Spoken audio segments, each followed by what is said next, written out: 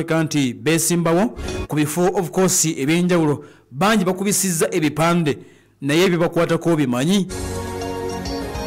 Kakati olunaku olwaleero tukuleetedde Luba Lwanga Charles oba Charles Luba Lwanga, meeya ow'essaawa e Makindye. Ono basinga kumuyita meeya ow'essaawa e Makindye. Ampuliriza, Luba Lwanga Charles yesimbye okuba meeya oba division ey'e Makindye, emu ku division ezikola ekibuga eky'eggwanga ekikulu Kampala. Makindye division meeya, era eno bamukazizzaako dda meeya ow'essaawa independent, wabula nga munnakibiina kya NUP atabuusibwabuusibwa newankubadde asazeewo okujja nga independent kabonero ssaawa Luba Charles Lwanga. Luba Charles Lwanga ono mwana nzaalwa y'e Makindye, yes, Muteesasira zone Mukansanga parish mwasibuka munnamakindye atabuusibwabuusibwa. Luba Charles yasomera ku Bishop Dungu e Masaka mu primary neyegatta ku St Joseph SSA Kakindu ku O-level, oluvannyuma n'agenda ku A-level Tropical High School erisangibwa e Makindye. Luba Charles musajja muyivu bulungi era nga engineer awedde emirimu. Yagenda maaso n'okuba nti asoma ku University Makerere n'afuna degree mu engineering, College of Engineering e Makerere gye yasomera. Kati by profession musajja engineer. Kati engeri y'ekibuga ennaku zino nti gye bagamba nti kyetaaga ba engineer, ne Luba Charles engineer ayagala bwa meeya Makindye division. Musajja mukugu mu by'ebizimbe, amasannyalaze n'enguudo, era nga yasoma n'amateeka agakwata ku bizimbe, ayina diploma mu kibayita construction law.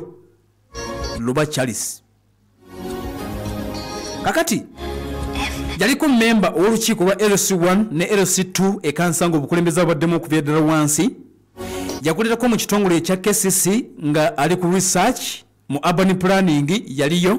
Luba Charles ono gwenkubuulira yakolako era research mu Uganda Crazy Limited, kampani eyo emu kuzigenda maaso n'okuba nti ziweesa oba zikola ebintu ebyeyemesebwa mu kuzimba ne kampani zendala abadde azikoleddemu.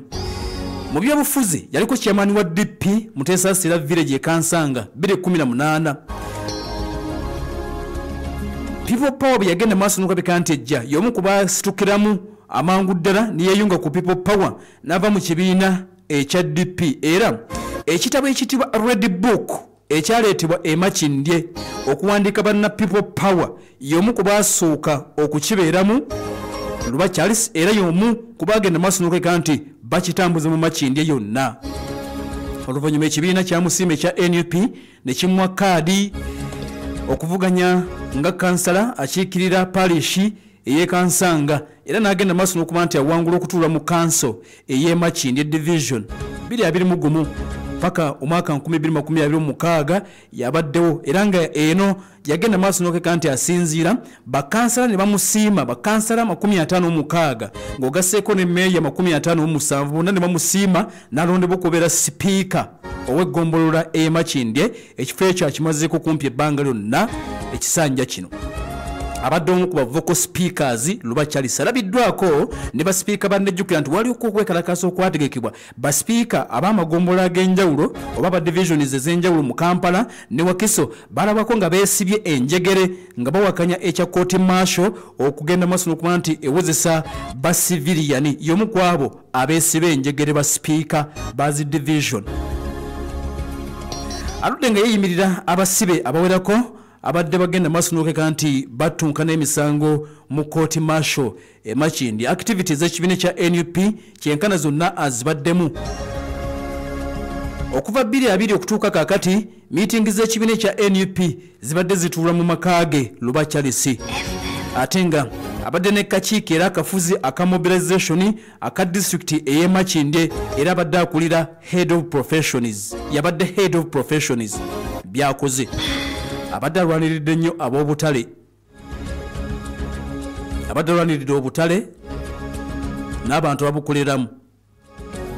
okugezaako okuwayo ezimu ku nguudo abasobozi kubatundira ennaku ezimu. Abantu abamenyebwa mu lukuŋŋaana luli olwa NAM amayumba gaabwe y'omu ku babadde babalwanirira ennyo era abadde alwaniridde nnyo n'omusolo ku bizimbe property rates. Lubakya ono gwenkubulira ayagala oba meeya oba division y'e Makindye abadde akuze nnyo okugatta amagombolola. Okugatta eggombolola eno jjukira nti erimu Makindye East ne Makindye West. Kwe kuteekawo tournament y'omupiira egatta Makindye East ne Makindye West. Abaggaba gye bagenda maaso n'okuba nti bawangula. Kati bino byasuubiza okukola. Lubakya agamba nti agenda kulondoola nnyo emirimu egikolebwa mu Makindye nga meeya, okulwanirira obwetwaze bw'eggombolola ey'e Makindye, asuubiza okutumbula ebyemizannyo mu Makindye, okulwanirira emirimu gy'abantu b'e Makindye. Agamba nti abantu b'e Makindye be balina okukola emirimu egiri e Makindye. Agamba nti be balina okusooka ajja kirwanirira nnyo okugatta abantu bonna bannamakindye abatali kwawula mu nzikiriza n'amawanga, okuuma obutonde mu Makindye kubanga jjukira nti ekitundu kino kiriko n'ennyanja. Agamba nti tujja kuuma obutonde bwa Makindye, ebyobulamu okubiteekako nnyo essira n'okulaba nti agezaako nnyo okusakira abantu ab'e Makindye. Ye Lubakya Lwanga munakibiine kya NUP wabula ku mulundi guno azzenga independent akabonero ssaawa. Agamba nti ye meeya alina obusobozi okutwala ekitundu eky'e Makindye mu maaso nga meeya. The inside story. Ensonga y'omunda tukutambuze siyonna.